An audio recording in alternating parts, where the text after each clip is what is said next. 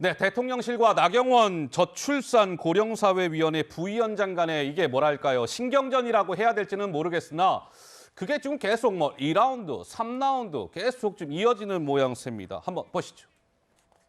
자, 나경원 부위원장, 위원회 차원에서 검토한 걸 개인 의견으로 치부한 건 너무하다. 뭐 이런 거 아니겠습니까? 그러니까 나경원 부위원장이 출산을 하면 대출 원금을 좀 탕감해 주겠다. 이 대책 관련해서 위원회 자체에서 검토한 걸 아니 대통령실이 개인 의견으로 치부한 건 너무한 거 아닙니까? 대통령실 관계자. 뭐라고요?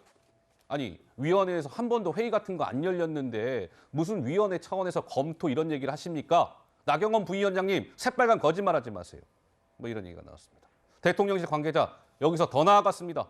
아니 나경원 부위원장님 어린애도 아니고 이쯤 되면 사표 내세요. 또 다른 관계자, 대통령의 침묵은요 참모들에겐 저 나경원 부위원장은 상종할 사람이 아니다라는 뜻으로 받아들여진다라는 얘기가 나왔습니다.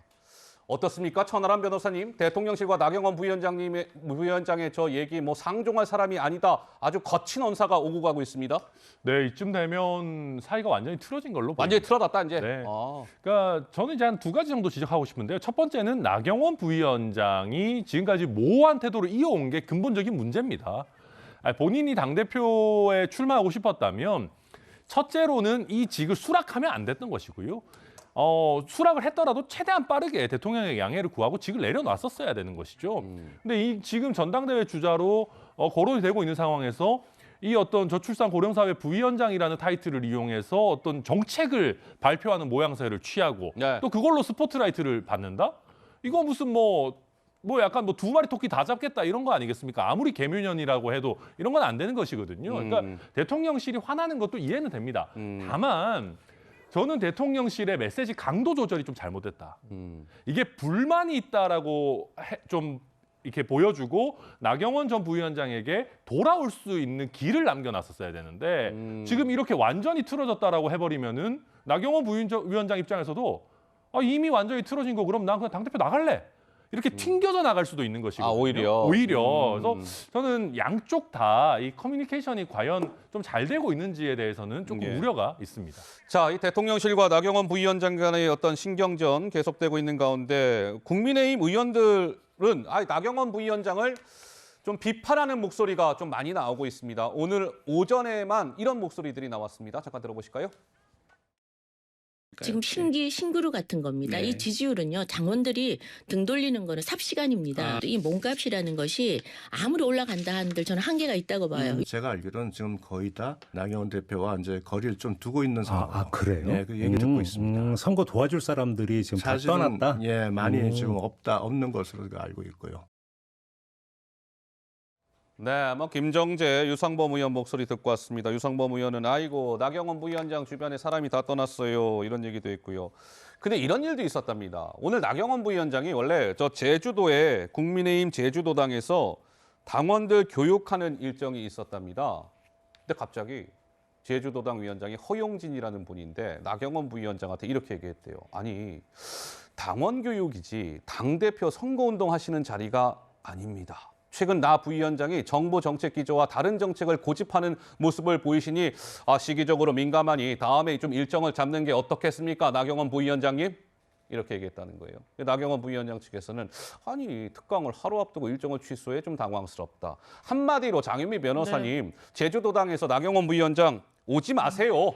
이렇게 한 거 아니겠습니까? 그렇죠. 대통령실에 의중을 헤아려서 거부한 거죠. 나경원 전 의원은 거부당한 거고요. 네. 저는 대통령실의 당무 개입이 도를 넘고 있다고 생각합니다. 당무 개입이 도를 넘고 있다? 예, 지금까지 룰을 완전히 바꿨죠. 사실 민주적인 절차 갖고 있었습니다. 국민의힘 측에서. 외부의 어떤 목소리도 당대표를 선출하는 데 녹여낼 수 있도록 완전히 100% 당원으로 바꿨죠. 그다음에는 권성동 전 대표를 출마하지 못하겠습니다. 이게 본인 뜻일까요? 사무실 임차까지 했었는데요. 그런 부분과 관련해서 당무 개입 도를 넘었다. 지금 국민들 감정이 아마 역체에 다다르고 있을 겁니다. 자, 그래서 지금 나오는 얘기는요. 한번 우리 그럼 복귀한 전한테 제가 질문을 드릴게요. 그래픽 좀 한번 보여주실래요?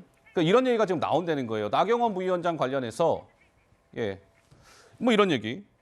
아니 이르면 오늘 부위원장직 던질 수도 있다 뭐 이런 얘기도 나오고 여권 인사는 친윤 진영에 이어 대통령실까지 그렇게 나경원 저 부위원장을 코너에 몰아세우면 오히려 출마할 수밖에 없도록 만드는 거 아니냐. 아까 천하람 변호사가 비슷한 말씀하셨어요. 그리고 나경원 측근 아니 테러가 좀 테러를 마련을 해주시고 뭐 전대에 나오지 말라고 하든지 해야지 테러가 없으면 경선에 나갈 수밖에 없어요. 우리 보 위원장님은 어떻게 보세요? 나경원 부위원장의 이 행위 좋지 않습니다. 꼼수예요. 꼼수입니까? 천하람 변호사의 지적이 저는 정확하다고 생각합니다. 오. 본인이 일찌감치 자기의 행보에 대해서 정하고 본인이 사표 던지면 되는 건데 혼란스럽게 하고 있지 않습니까? 뭐 본인 뭐 물러날 자리 이미 물러날 자리 마련해 놓은 건데 사전에. 그런데 나경원 부위원장도 잘못이지만 이준석 전 대표 SNS상에 그런 게 올라왔어요. 예. 경기 중에 골대도 옮기더니. 네.